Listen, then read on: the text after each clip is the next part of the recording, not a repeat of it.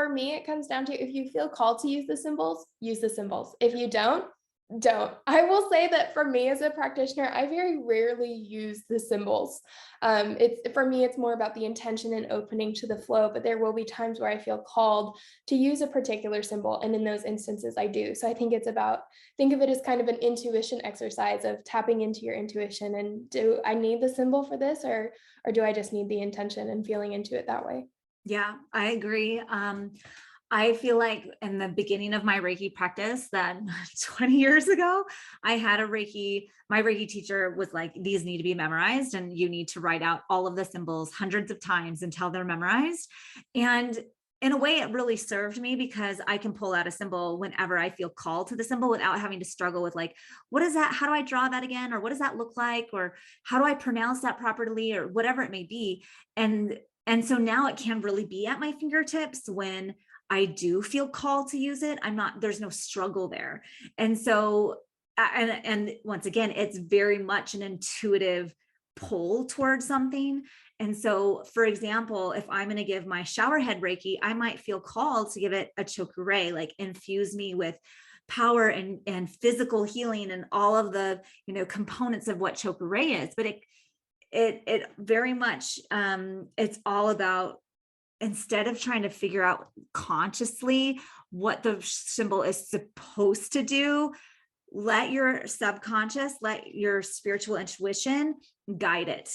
And I think that is the most important part with using the symbols, instead of like, all right, I have this ailment, so this symbol should be used and it should look this way. And then when we kind of let that structure go and go, I'm available to Reiki healing. And then you envision what Reiki symbol wants to play with you. And I keep using that word because I really want you to feel into, this is expansive and it doesn't have to be hard and it doesn't have to be work. And so play with the symbols. Know that it's not like this. I think for me personally, like, I grew up in a very rigid, stoic, like spirituality had to be something that was like, I have to work hard and I have to memorize and I have to do these things. And as soon as I like release that religion type of spirituality from my life, it can be like, what just organically wants to show up? What wants to play? What wants to expand with me in collaboration with me?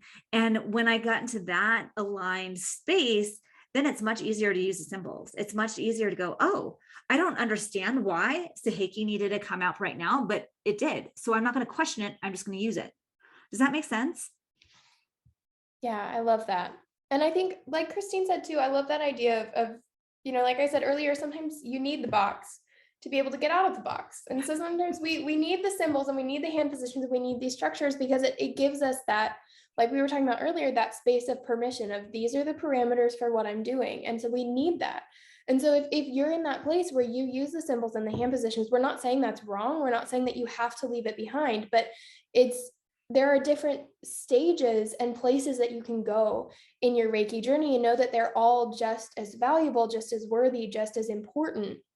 And so it's just tapping into your own path and your intuition about where you are. Are you in that place where you want to use the hand positions and the symbols for the specific uses? Or do you want to start playing with using the symbols just intuitively? Or do you want to start playing with not using the symbols at all, knowing that there's no right answer, but they're all just different arenas that you can, like Christine said, play in as you're starting to move into your practice and make it your own?